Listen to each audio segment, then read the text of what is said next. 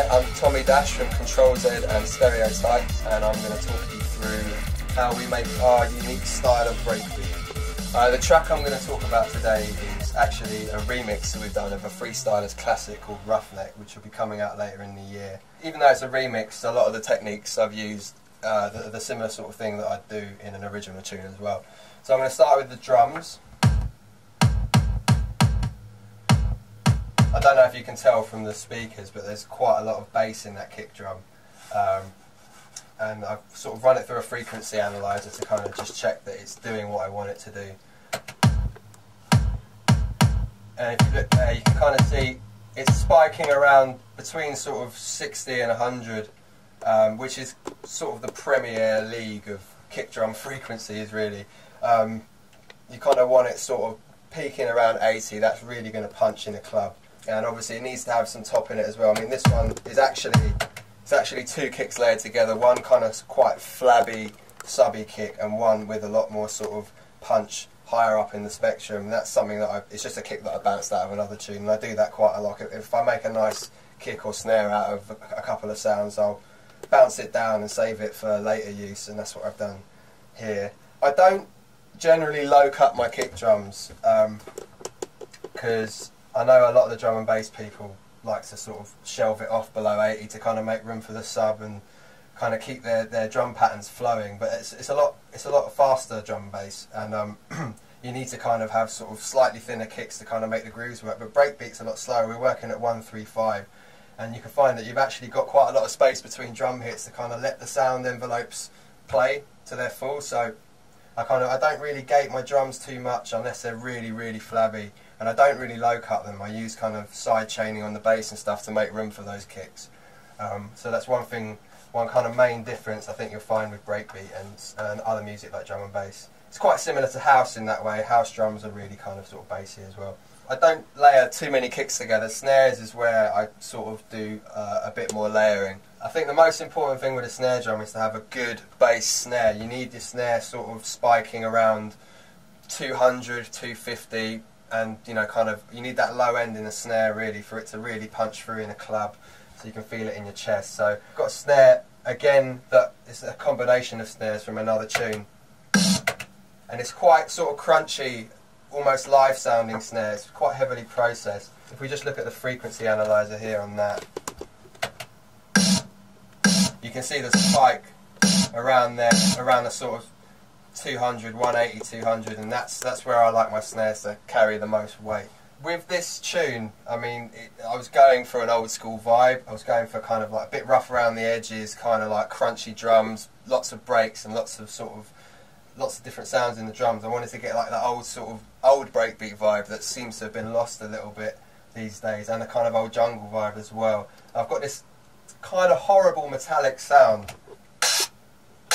which by itself sounds terrible, but when you layer it with the snare, you get this kind of fatter, kind of like old Aphrodite kind of snare, like a metallic sound on top of it. And on top of that, I've got a little kind of snappy, it's a live snare, and I've just cut the envelope back to kind of just get the attack, because even though my low snare is quite nice and loud, it's missing that kind of hard attack which you really need on your snare. So, and that's going to a little reverb as well, just studio room snare, just to kind of give the snare a little bit of tail.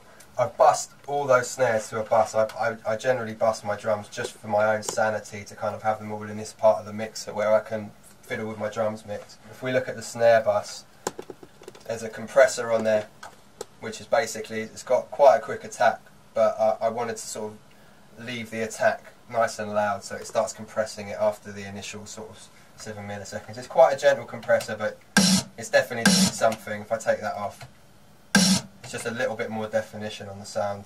Obviously the frequency analyzer, and just to add a little bit more weight in my favourite places, I've got an EQ on the end there. I've low cut it just to make sure there's no rumble in any of the samples, and boosted it around 250 and at 2000 Hz as well, to kind of cut through the mix. So kicking the snare together, and then I start kind of building the groove with other sounds. The first thing I put in this tune was an open hat to kind of ease the transition between the kick and the snare. It's like a kind of sucky kind of sound into the snare. It's got, I think it might have a slight attack on it. Yeah, it's got a slight attack there to kind of make it sort of suck in a little bit. It's low cut, obviously, to just, you know, it's a hat, so it needs to be high frequency. And this is where the beats get a little bit messy, but this is the thing that I really like about this tune. The parts that we were given for the remix are, you know, they're 10 years old, and this is back in the days of just, you know, you'd rip something from a hip-hop record and put it in your tune with the bass and the beats all together, which is what happened with this. And we were given a really rugged break for this tune, and I really wanted to get it in there to keep the original vibe. So soloed by itself.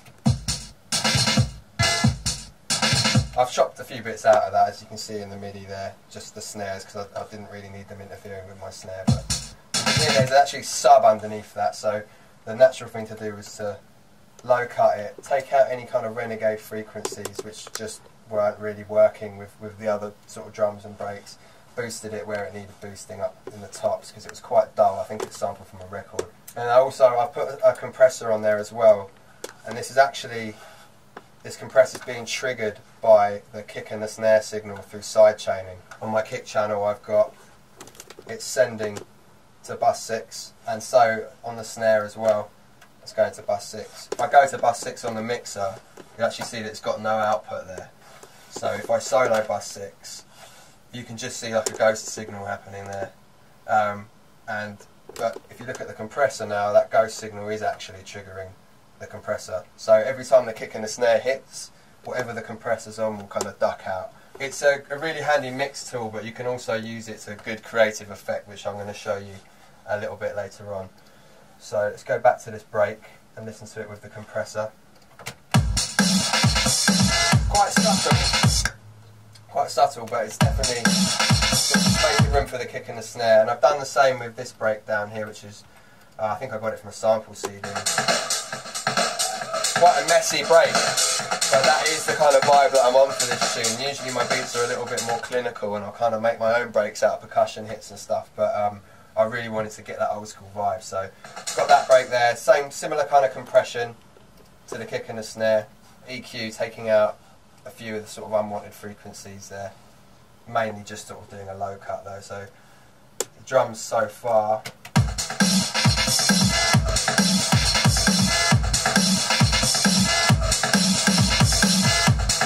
so that's the main sort of drum groove going on there. It's time for some sort of hats to go on top now. I've got these sampled hats. These are pretty simple really, just a sample that I've got off a friend. They're almost quite ridey if you listen to them.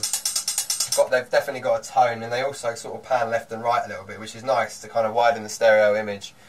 Drums traditionally should probably be in mono. It's club music, you know, clubs are in mono most of the time anyway.